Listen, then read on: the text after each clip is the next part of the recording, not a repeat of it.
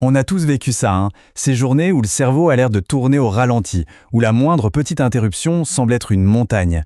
Mais d'où est-ce que ça vient, cette fatigue mentale? Bon, aujourd'hui, on va décortiquer un peu la science de notre énergie cérébrale.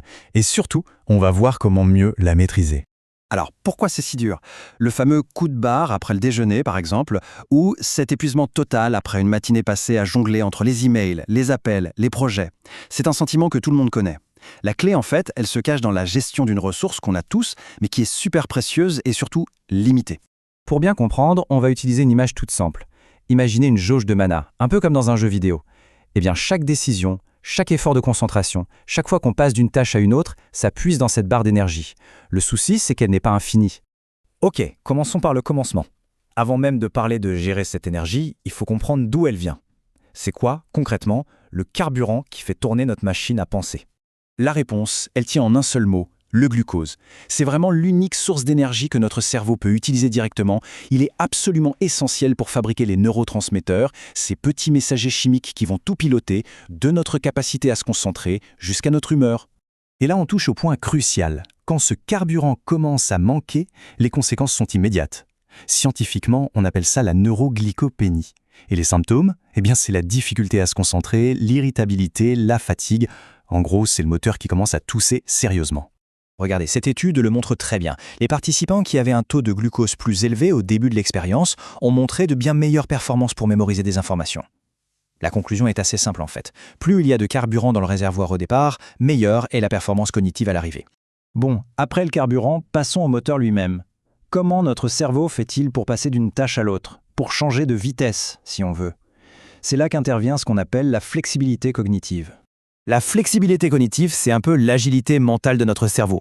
C'est sa capacité à ne pas rester bloqué sur une idée, à savoir jongler avec différentes règles du jeu, et surtout à s'adapter en permanence à de nouvelles infos.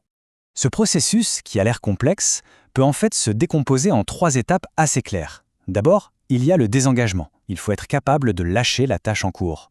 Ensuite, le basculement, ou le shifting. C'est le moment où on passe activement au nouveau contexte. Et enfin, la mise à jour. On intègre les nouvelles règles pour adapter notre plan d'action. Et là, le contraste est vraiment frappant. Une pensée flexible, ça permet de contourner les obstacles, de voir un problème sous différents angles. À l'inverse, une pensée rigide, eh bien, elle nous enferme dans une seule voie. C'est un peu comme foncer droit dans un mur sans être capable de voir les autres issues. Mais attention, toute cette agilité mentale, elle a un coût. Changer de vitesse, passer d'une tâche à l'autre, c'est l'une des opérations les plus gourmandes en énergie pour notre cerveau. Chaque changement, on le paie. Ce prix, il porte même un nom, c'est le coût de commutation. C'est comme une sorte de taxe énergétique que le cerveau prélève à chaque fois qu'on interrompt une activité pour en commencer une autre. Et cette taxe, elle vient vider directement notre fameuse jauge de mana.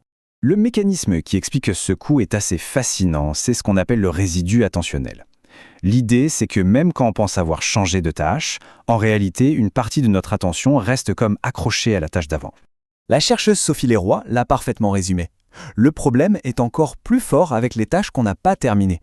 Notre cerveau a un mal fou à les lâcher et ça vient complètement parasiter notre concentration sur la nouvelle activité. La conséquence de tout ça, même la plus petite interruption, un simple coup d'œil à une notification, répondre vite fait à un message, ça laisse des traces.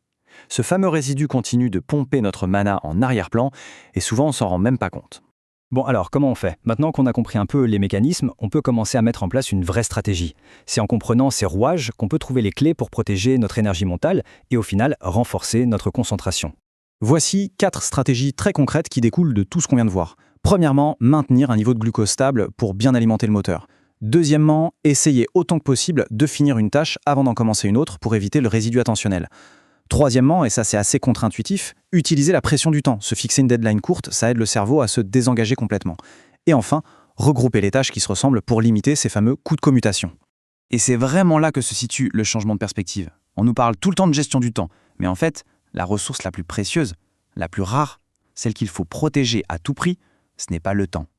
C'est notre énergie mentale, notre fameux mana cognitif. Donc, la question finale, c'est une invitation à réfléchir. En gardant ces principes en tête, le carburant, le coût du changement, le résidu attentionnel, comment est-ce qu'on peut repenser sa propre façon de travailler? Le but, ce n'est pas juste d'être plus efficace, c'est surtout de réussir à terminer la journée avec encore de l'énergie en réserve.